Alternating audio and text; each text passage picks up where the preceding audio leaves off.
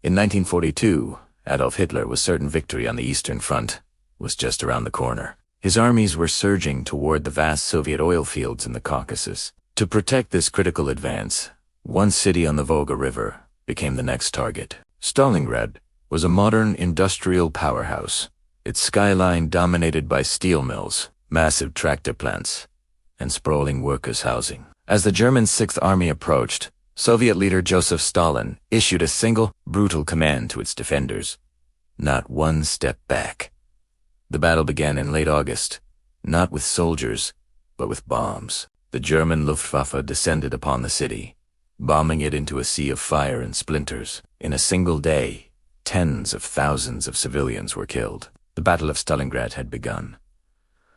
What unfolded was no ordinary battle. It was a descent into a brutal, intimate form of warfare. Combat was fought hand to hand, room to room, and floor by floor in the Ruble. The Soviet commander, Vasily Chukov, developed a daring tactic. He ordered his troops to stay so close to the German lines that enemy tanks and bombers could unrisk firing without hitting their own men. The soldiers grimly called it hugging the enemy.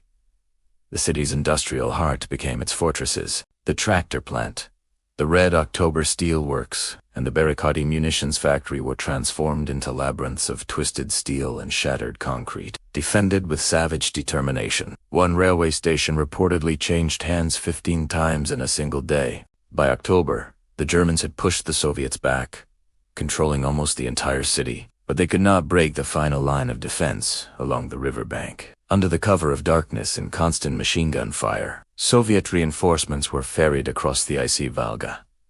Miraculously, Tillin held. While German soldiers fought for basements and stairwells, the Soviet high command was preparing a gamble of monumental scale. They realized the key wasn't to break into Stalingrad, but to surround it completely. The German flanks, stretching for hundreds of kilometers across the open steppe, were not held by elite panzer divisions. Instead, they were thinly defended by Allied Romanian, Italian, and Hungarian units, who were ill-equipped for the harsh conditions. On November 19, 1942, the trap was sprung. Codenamed Operation Uranus, a massive Soviet offensive involving over 1 million troops crashed down on the German flanks, north and south of the city. The Romanian lines crumbled almost instantly. In just 4 days, the two massive Soviet pincers met at the town of Kalak, snapping shut like a steel jaw. The entire German Sixth Army, more than 250,000 Axis troops, was trapped. Hitler, in a fateful decision, forbade any attempt to break out. He ordered them to stand fast and await relief. Stalingrad was no longer an objective. It was a prison. The area held by the Sixth Army became known as the Kessel, or Cauldron. Hitler promised that the Luftwaffe would keep the trapped army supplied from the air. It was a fantasy. The Air Force could only deliver a tiny fraction of the food, ammunition, and medical supplies needed each day. As the airlift failed, the infamous Russian winter arrived with a vengeance. Temperatures plunged to -20 degrees Celsius and lower. The starving soldiers slaughtered their horses for meat. Without bandages, desperate medical staff resorted to using newspapers to dress the wounds of the sick and injured. The once mighty Sixth Army was now freezing, starving, and slowly dying. In December, a glimmer of hope appeared. Field Marshal von Manstein launched Operation Winter Storm, a desperate armored relief effort from the southwest. His Panzer spearhead fought through blizzards and fierce Soviet resistance, coming within just 50 kilometers of the trapped army. From inside the cauldron, the German soldiers could see the flashes of the guns on the horizon. But General Paulus, the commander of the Sixth Army, would not attempt to break out to meet them without a direct order from Hitler. That order never came. The relief force stalled, ran out of fuel, and was forced to withdraw. The last hope was gone.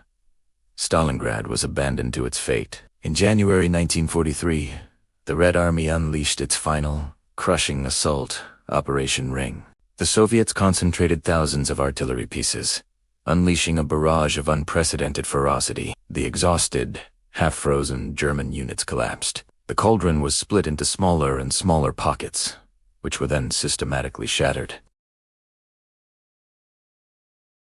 On January 31st, having just been promoted by Hitler in a vain attempt to prevent him from giving up, Paulus became the first field marshal in German history to surrender. 2 days later, the last pockets of resistance in the city fell silent. The aftermath was a vision of hell. Of the Rogli, 250,000 Axis soldiers trapped in only 90,000 survived to march into captivity. Of those, fewer than 6,000 would ever see their homes again. The Soviet Union paid an even heavier price for its victory, suffering nearly 1 million casualties in and around the city. But the sacrifice was not in vain. Stalingrad was the definitive turning point of the war on the Eastern Front. From that bitter winter onward, the initiative shifted permanently to the Red Army, which began the long, relentless push west. A push that would end over 2 years later in the streets of Berlin. Stalingrad was more than just a battle. It was the breaking point of an empire's ambition. The moment Hitler's dream of conquest began to irreversibly crumble. In the frozen ruins of a single city, the entire course of the Second World War was changed forever. Thank you for watching. If you found this history interesting, please like and subscribe for more stories from the past.